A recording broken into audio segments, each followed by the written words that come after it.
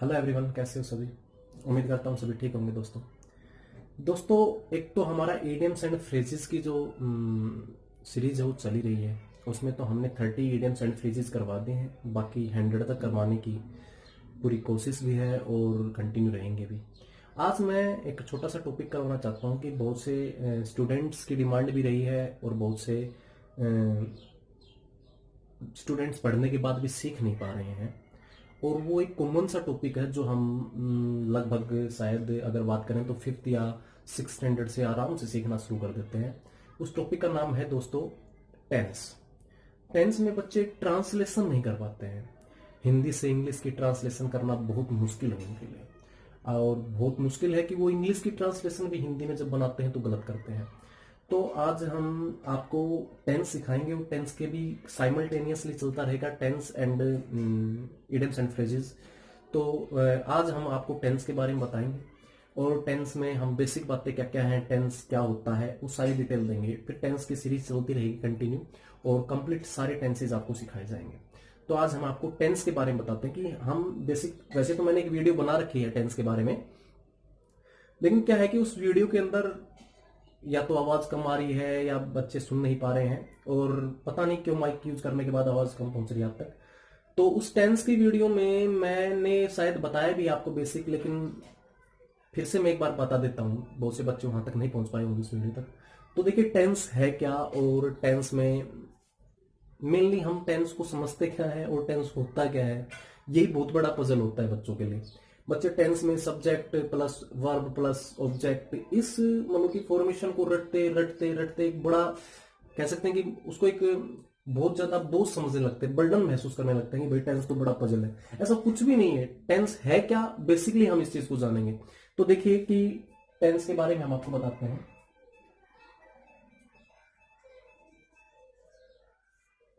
Tense, अब हमने आपके सामने टेंस लिखा तो आपको ये तो पता है कि हिंदी में टेंस को काल कहते हैं, और काल तीन प्रकार, काल तीन होते हैं, भूतकाल, वर्तमान काल, भविष्य काल। लेकिन एक टेंस की डेफिनेशन होती है, वो मैं आपको बता रहा हूं। Tense changes the forms of verb according to the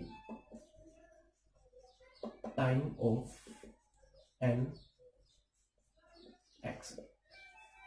आप ध्यान से सुनना क्या लिखा हुआ है यहाँ पे। यहाँ पे लिखा हुआ है time changes the, sorry, tense changes the forms of verb. Tense verb की फॉर्म को बदलता है, किसके अनुसार? एक्शन के समय के अनुसार। बेटा एक एक बात को ध्यान से सुनना। अब हम क्या कर रहे हैं कि हमारा टेंस का काम हमें पता चल गया कि टेंस सिर्फ और सिर्फ एक काम करता है, और वो काम करता है वर्ब की फॉर्म को बदलने का, वर्ब की फॉर्म को चेंज करने का काम करता है टेंस। लेकिन बच्चे टेंस को बहुत ही ज्यादा जटिलता से ले रहे हैं, कॉम्प्लिकेटेड समझ रहे हैं। ऐसा कुछ भी नहीं है। अब हम आपको बताएंगे कि ये आपके लिए कैसे सही है। जैसे मैंने आपको कहूं कि मैं आपके लिए यहां पे एक सब्जेक्ट लिख देता हूं, एक वर्ब लिख देता हूं और एक ऑब्जेक्ट लिख देता हूं। तो सब्जेक्ट और ऑब्जेक्ट को बिना चेंज किए, सब्जेक्ट ऑब्जेक्ट सेम रखेंगे, हम टेंस को बदलेंगे। टेंस को कैसे बदलेंगे? हम सिर्फ वर्ब की फॉर्म को बदलकर टेंस को बदलेंगे। अब आप कहोगे सर वर्ब की फॉर्म को बदल के टेंस को कैसे बदलोगे? अरे टेंस वर्ब की फॉर्म को बदलते ही टेंस बदल जाता है। सब्जेक्ट मैंने मान लो यहां पे लिया मोहन, ठीक है, और यहां पे मैंने ले लिया, यहां पे मान लीजिएगा मैंने ले लिया क्रिकेट, ठीक है भैया। मैंने यहां पे मोहन ले लिया, यहां पे क्रिकेट ले लिया। अब मैं सब्जेक्ट और ऑब्जेक्ट को सेम रखूंगा, और अब मैं वर्ब लिख रहा हूं, और उस वर्ब के अनुसार हम टेंस को बदलते चले जाएंगे। जैसे मैंने यहां पे लिखा प्लेज। अब ये आपका सिंपल प्रेजेंट टेंस है। कौन सा टेंस है? Simple present tense. और अब फिर से मैंने यहां पे मोहन लिया, फिर से मैंने यहां पे क्रिकेट लिया, और मैंने यहां पे लिख दिया प्लेड।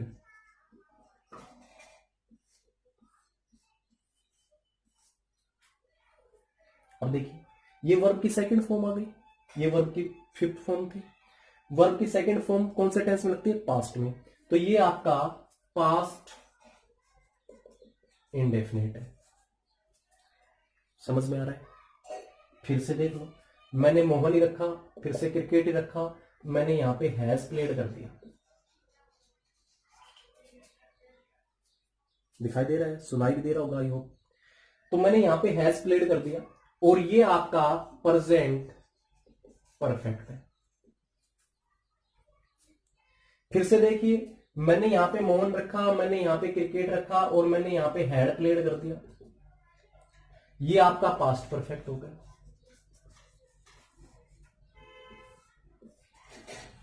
क्या बदल रहा हूं मैं सिर्फ वर्ब बदल रहा हूं और बदले क्या जा रहे हैं? टेंसेस। आपको शायद समझ में आ गया होगा कि वर्ब को बदलना ही टेंस कहलाता है। अब वर्ब किस टेंस की लगा रहे हैं हम, उसी टेंस, उसे ही हम वो टेंस कह देंगे।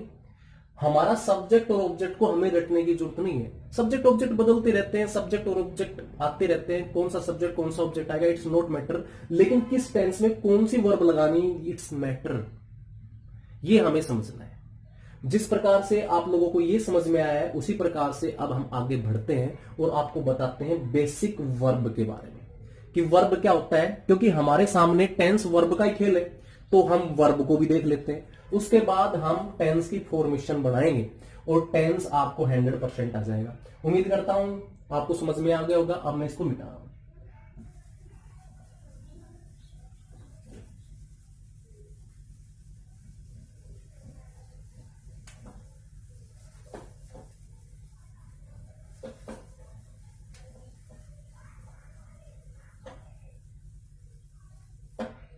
अब देखिए, मान लीजिएगा हमारे सामने वैसे बेसिक वर्ब की 3 फॉर्म होती हैं और हमने यहां पे एक गो वर्ब ले लिया, फिर यहां पे सेकंड फॉर्म वेंट ले ली, यहां पे थर्ड फॉर्म गोन ले लिया।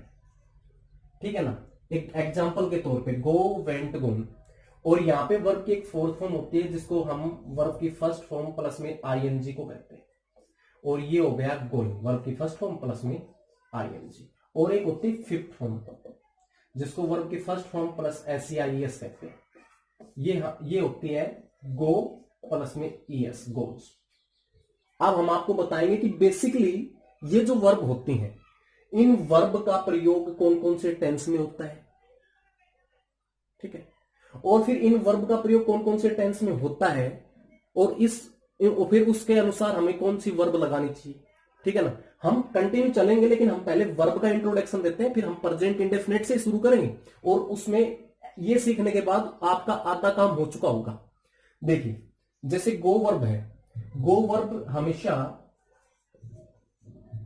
प्रेजेंट में और फ्यूचर में आती है। यानी कि गो वर्ब का मतलब है, सॉरी, वर्ब की फर्स्ट फॉर्म ये प्रेजेंट और फ्यूचर में आती है हमेशा।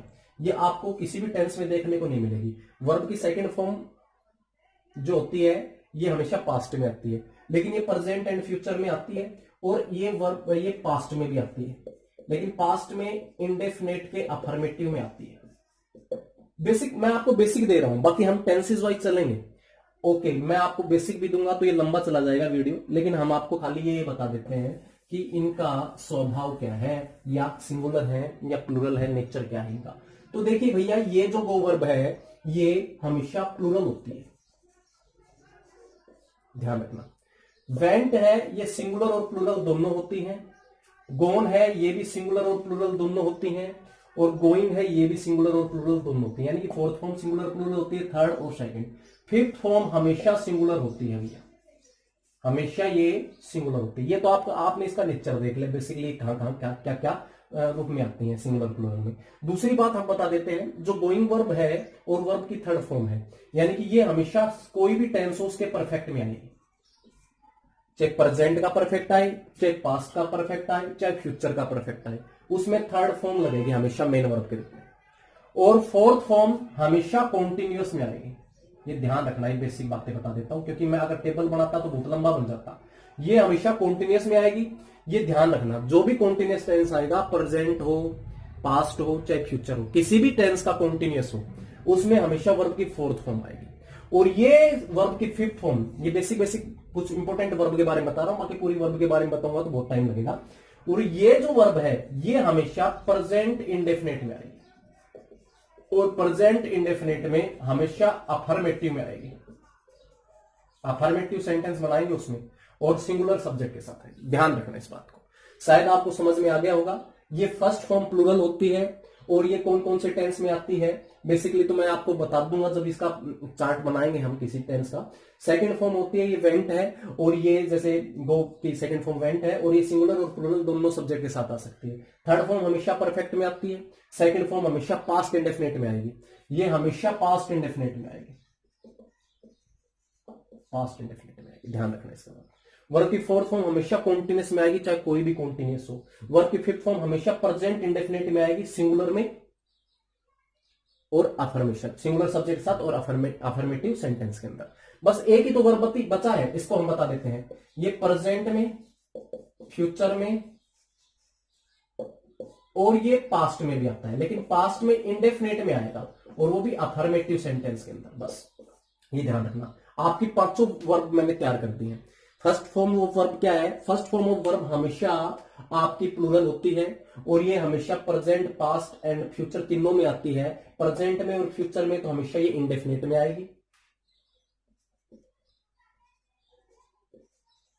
लेकिन इसमें ये नेगेटिव, इंटरोगेटिव सब में चलेगी, लेकिन पास्ट इंडेफिनिट में ओनली अफर्मेटिव में आएगी। सेकंड फॉर्म पास्ट इंडेफिनिट में लगती है, और पास्ट इंडेफिनिट के अंदर ओनली अफर्मेटिव में आएगी, नेगेटिव में नहीं आएगी। नेगेटिव में फर्स्ट फॉर्म आएगी। सॉरी भाई, देखना ये इंडेफिनिट में, नेगेटिव में और इंटरोगेटिव में आएगी, ठीक है ना। अफर्मेटिव में ये आएगी पास्ट इंडेफिनिट, ठीक है ना। सॉरी, ध्यान नहीं रही, ठीक है। और वर्ब की थर्ड फॉर्म हमेशा परफेक्ट में आएगी। परफेक्ट में आएगी, कोई भी परफेक्ट हो, प्रेजेंट का, पास्ट का, फ्यूचर का, और नेगेटिव हो, interrogative, it's not matter. Continuous form, continuous कोई भी टेंस हो, उसके अंदर वर्ब की फोर्थ फॉर्म आएगी, आईएनजी फॉर्म आएगी मेन वर्ब के रूप में। फिर इट्स नॉट मैटर, चाहे वो इंटरोगेटिव, नेगेटिव कुछ भी हो। वर्ब की फिफ्थ फॉर्म हमेशा सिंगुलर में आती है, और प्रेजेंट इंडेफिनिट के अफर्मेटिव सेंटेंस में मिलेगी, नेगेटिव में नहीं मिलेगी। नेगेटिव में फर्स्ट फॉर्म मिलेगी आपको, ठीक है। आपको शायद समझ में आ रहा होगा, और मैं उम्मीद करता हूं ये वीडियो आपको समझ में भी आएगी। ये तो फिलहाल आपको याद रखना है कि कौन सी वर्ब की फॉर्म किसके साथ आ रही है। फिर से देख लो एक बार आप सभी इसकी, अगर आप स्क्रीनशॉट लेना चाहते हो तो स्क्रीनशॉट ले लो। उसके बाद फिर हम नेक्स्ट प्रेजेंट इंडेफिनिट टेंस के ऊपर चलेंगे, और प्रेजेंट इंडेफिनिट टेंस तो ज्यादा लंबा वीडियो ना बनाए, तो कल से स्टार्ट करेंगे। आई होप आपको समझ में आया होगा। Thank you, have a nice day.